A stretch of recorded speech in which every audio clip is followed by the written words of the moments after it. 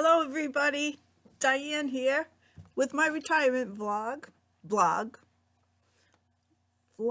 video blog, whatever. Okay, Diane here. It is Wednesday, July 13th. So it is week 28 in our 52 weeks of dishcloths. Don't know if I'm going to make all 52 because I never know if I'm going to find, I just search for dishcloths week to week. But before I get to this week's featured dishcloth, I'm going to go back to last week for a couple of reasons. See, my lighting's not too good. It doesn't. I'm downstairs today because it's the coolest place, and I had the air on earlier so I could turn it off so it's not so noisy down here, because in New England today was very hot, very hot. Even the dogs didn't want to stay out. They usually like, to stay out in the daytime. So it's evening, and the reason is I've been so busy all day, or all week, trying to finish a quilt. I think I mentioned that I want to enter a quilt in a quilt show this year, just for the experience of it. It's not going to be a terrific quilt, but it's going to be the best I can do at this time. Let's put it that way. But I'm having such a hard time with it. I've been struggling all day with this. There are these 8 and 8, no, 1, 2, 3, 4, 16 blocks I have to make, 16 blocks. And they are, some are lefts and some are rights. And they're 2 different colors.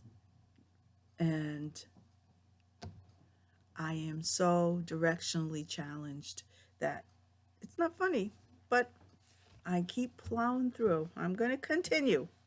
I've been on a better momentum lately. Feel like I'm getting things accomplished, which is a good thing.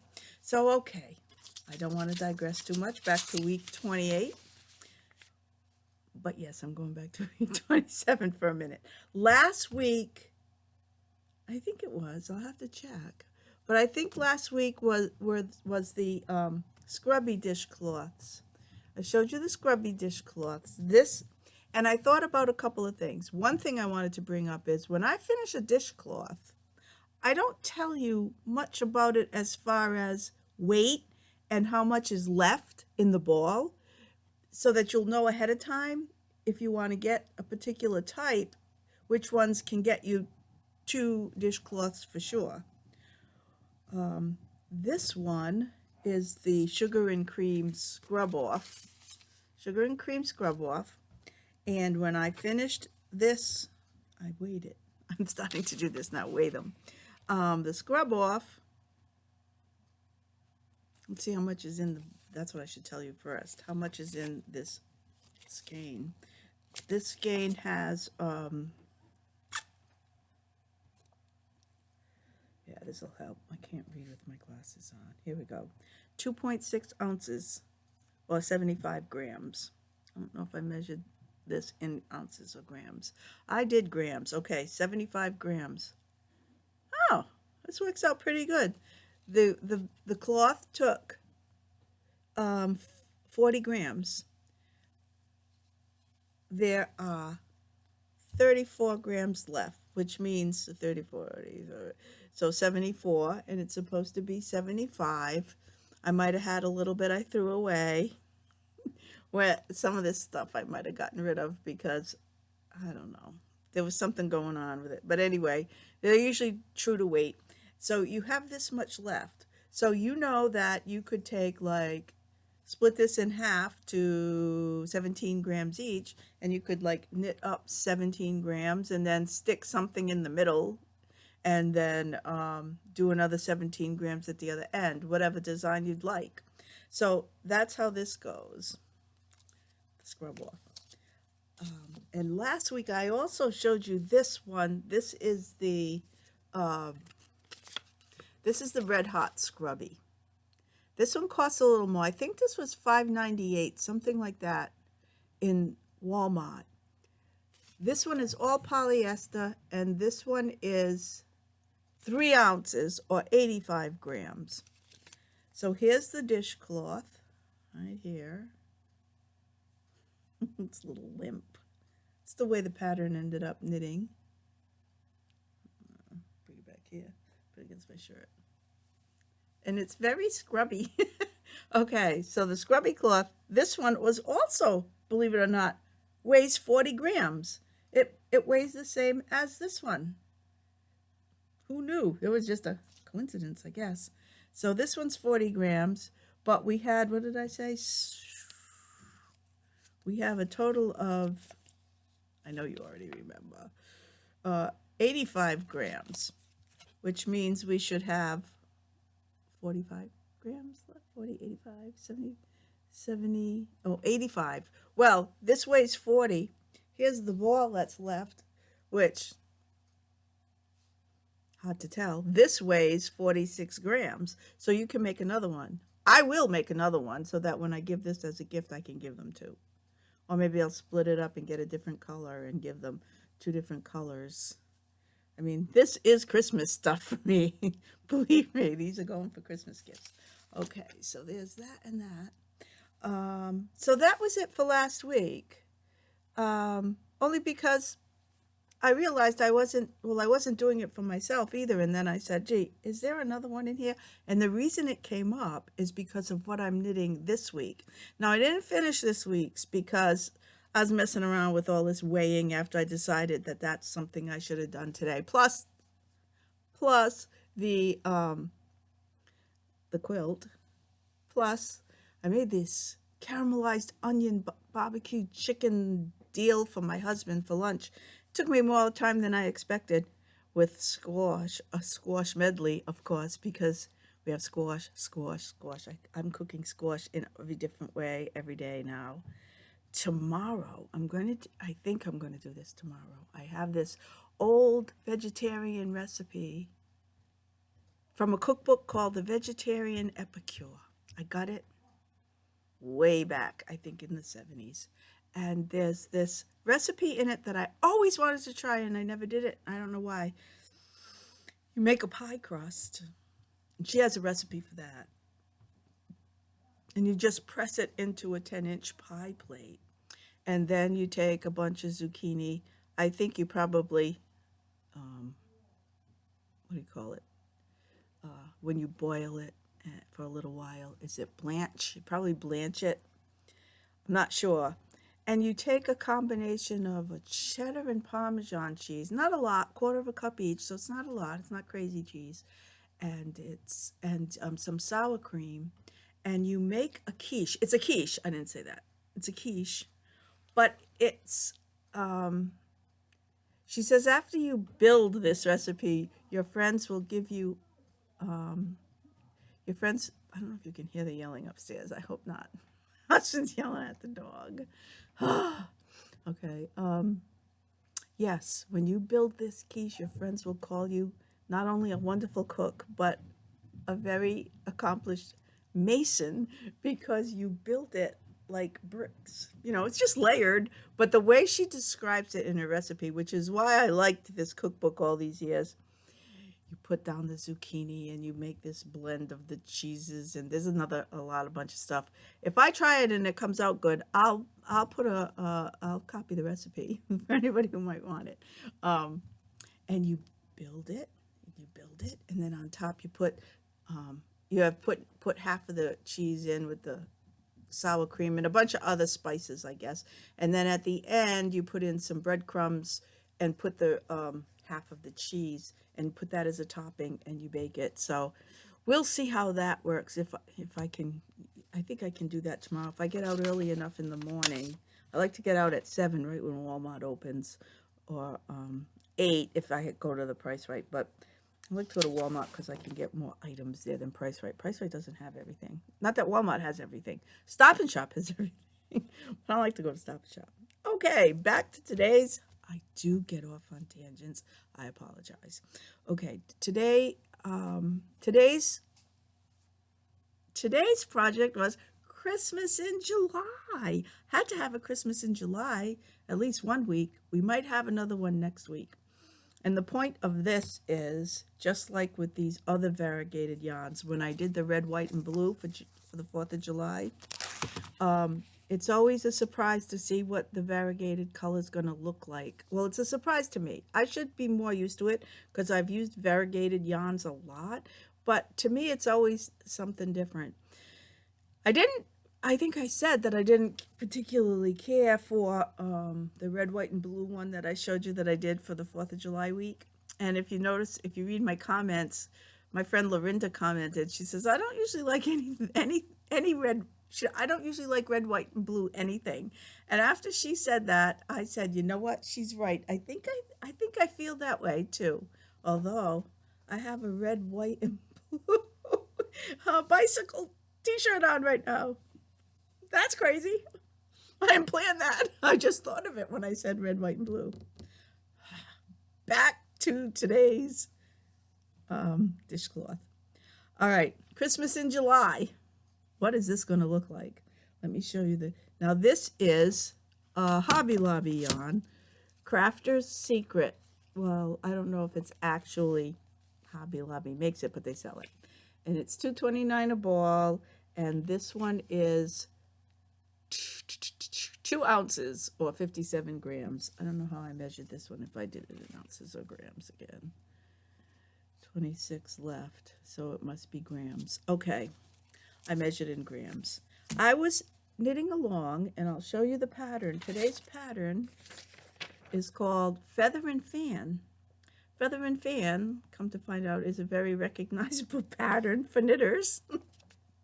I didn't recognize it, but my friend in our knitting group, Kim, said, oh, sounds like Feather and Fan, because I was describing how it's not really chevrons, and it's got, she goes, oh, sounds like it's like a feather and fan. I said, oh, it is Feather and Fan. Here it is. I don't know if you can see it. I did it in this Christmas variegated. The name of this variegated is, it's color number 100, I Love Christmas, Crafter's Secret. $2.29 a ball. Okay, this pattern says you should make this dishcloth with a size 9 needle. I didn't read that. I have 7s, 8s, and 9s on the table on the side of where I sit and knit, and I just grab 7s, 8s, or 9s anytime. You know, sometimes I read what size the needle is, sometimes I don't. A lot of times I think it doesn't really matter. Well, I grabbed 7s, right? And as I grabbed the 7s and I went through, I got through 1, 2, 3, 4 of the repeats. There are 6 rows that repeat 10 times. No, that you do 10 times. They don't repeat 10 times. The thing is as big as a house. Okay, 6 rows and 10 sets. I should call it that. Say it that way. And after I'd finished 4, I said, wow, I know this is supposed to be, it was going to be a dishcloth on the bigger side because it said it finishes at 12 inches, approximately 12.5 inches. Now, I was knitting along on 7s. Oh my God.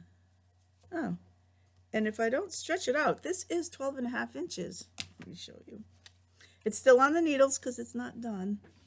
Oh, that doesn't even look like Christmas, does it? I think I'm in, oh, hang on, I got more light.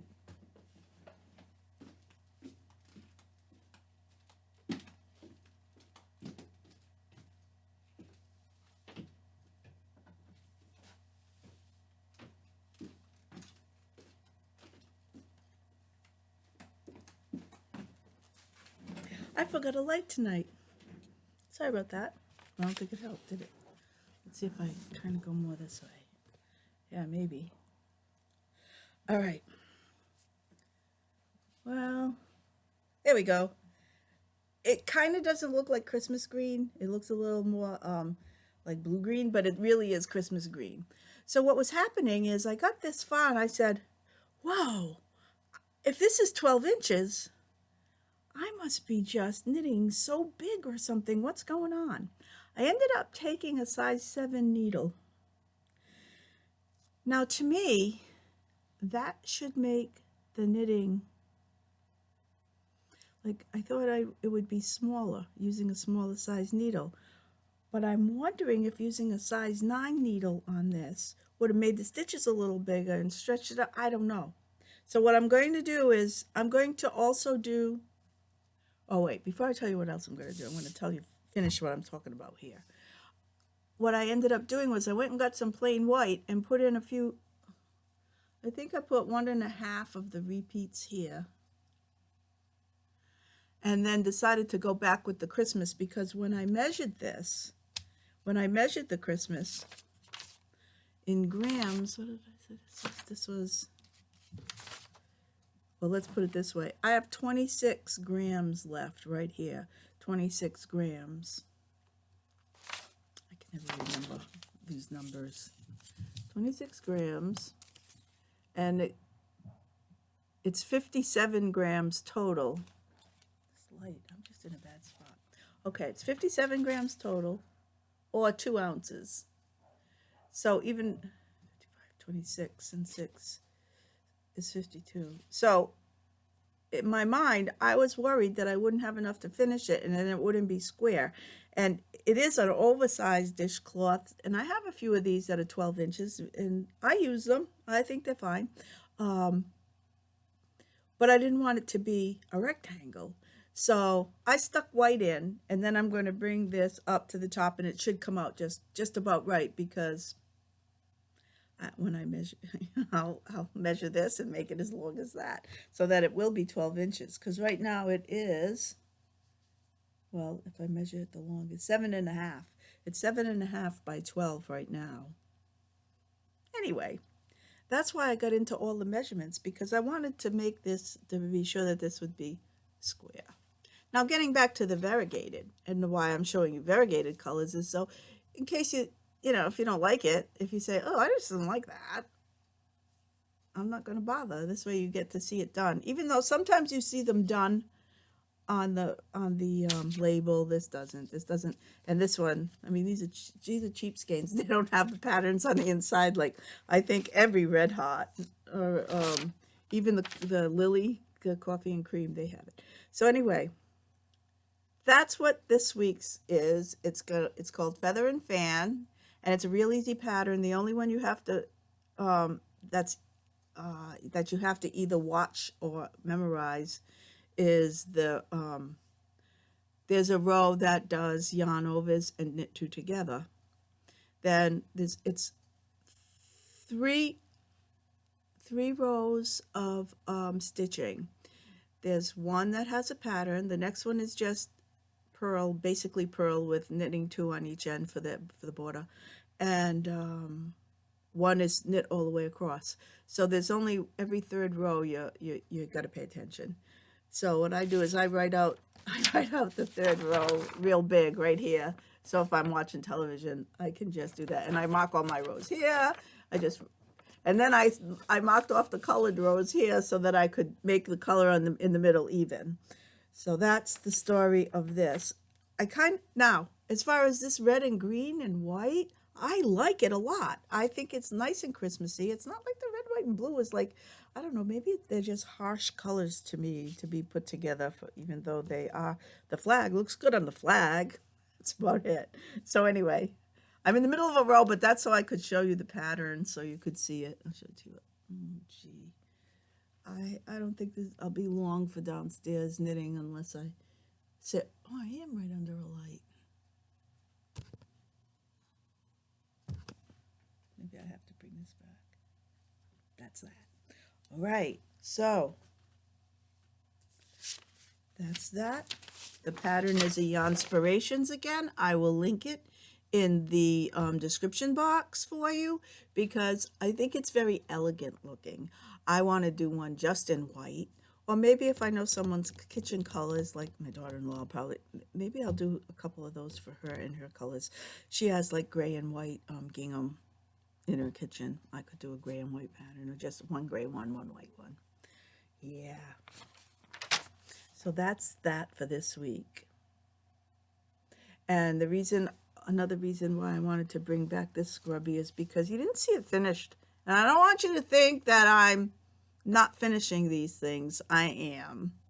Just like that one. I'll show you that one next week when it's finished. And I have a little bit of a different Christmas variegated for next week too, because next week we're getting towards the end of the month.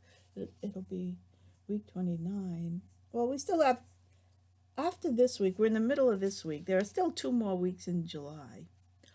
I have an exciting event. For those of you who have either seen my grandson on my vlog or have heard me talk about him, he's a Halloween nut. He just loves Halloween. And we are going to take a trip to West Egg or East Egg. Now, I think East Egg might have been in that book, The Great Gatsby. We're going west. We're going to be more inland, to a Spirit Halloween store on the 30th of July. We're going to be there on the 30th of July. I promised him that last July, because last July we saw the grand opening of the Spirit Halloween stores, July 30th, at the flagship store, live on TV, on YouTube. I didn't know that they had this really big event at the flagship store. And he just loves Spirit Halloween. It's always Spirit Halloween. What are we doing? Making pictures, making. He just loves it. So last year I said to him, "You want to go? Next year we'll go." We could go. I said, "Yeah, we could go." Um, I just figure we'll drive up on Friday. I booked a room today, and then stay Friday night, and then Saturday go see the thing, and then come home. It's 5 hours. 5 hours. It's not too bad. So actually, and we've actually convinced his mom to come with us. So we'll have a 3-person road trip. I'm kind of looking forward to it because I can't really spend a lot of time away from, well, either dog now, the puppy or the older dog. Molly's getting old, and it's kind of like coming on all of a sudden where she is failing. Her legs are giving out. I had to take her to the vet for that last week, and they gave me medication for that. And also, she had a heart murmur all her life, and they call it heart disease. And last year she had her ultrasound, and they noted that she did have the heart disease. And this year it has gotten worse. So now I have a pill for her for that as well. And they'd recommend ultrasounds every 3 months, but it's quite expensive. I'm not going to do that. I'll buy the medication, which is quite expensive as well. But I'm not going to have her. It's not like she's going to get better. It's not going to, unless they really need me to do it every 3 months because of meds. But they gave me some literature so that I can, monitor her breathing at night to make sure her lungs aren't filling up with fluid. So I don't know. She's 10. She's going to be 11 in November. I guess this breed doesn't live probably as long as some other breeds. But anyway, yeah, so she needs a little babying and taking care of, and she's putting on weight because now all she wants to do is eat. I don't know if it's her medication. I like to say that about myself. I think one of my meds does do gives me a problem with gaining weight because I have gained a lot of weight, but it's starting to come off a little. So that's fingers crossed, knock on wood. But anyway, um, yeah. So I don't want to take too many days away from home because Molly needs special care, and Oliver's still being trained in more ways than one. And today he's been a total terror again. He had gotten so much better for the weeks after the couple of weeks of training at the school, pet puppy school, and he's doing a lot better. But today he woke up and he was nuts, and he does if it's not his usual morning routine. I said it just struck me as I bet he's had a growth spurt and he's like feeling his oats. And sure enough, he looked a little taller. He was jumping on the little coffee table, which not jumping on it, but jumping up to look on it. And he got taller for sure. And it seems like overnight. And he's still being house trained. Sometimes he's good, sometimes he's bad. I think I'm the one who's trained than he is, but he's a handful. And now Molly's a handful. So it's lucky that I'm home at this time. And I don't think it would be fair for me to leave Dennis with them for too longer than 2 days. Dennis has Fridays off, although he hasn't had a Friday off in a long time because there've been a lot of busy things going on at the church. and the store in which he works, and his friends are making and building things, and he helps them out. And so he hasn't had much time off, so he needs time off. I don't want to stick him with him. The dogs keep you very busy. So anyhow, that's the exciting news. Not next week, but the week after, the last week, because I booked the hotel today. So I didn't realize we're going to be very close to Atlantic City. That's a place I've never been and always wanted to go, but not for this trip. But I'll be able to see the lay of the land and see what's around there. And yeah, I might want to go back, maybe have the dogs babysat, and maybe take a weekend with Dennis if he wants to go to Atlantic City. I don't know if he will, but I could see it's quite busy, so I was lucky to get a motel room, although they always tell you only 5 left for those days. Book now. You always get the warnings like, oh, don't look at any other hotels, just get this one. But my first 2 hotels, I couldn't even get a room there. Well, especially one night, Friday night. They don't really want you to just stay for Friday night, but that's what I want to do, and I got the room, so we're good to go. I'm looking forward to it. We'll get a sneak peek on all the new animatronics for 2022. Whatever that's worth, right? Okay, well, thanks for stopping by my channel and checking in. Thanks very much for your support. I appreciate it. And I'll see you next week. Okay, bye-bye.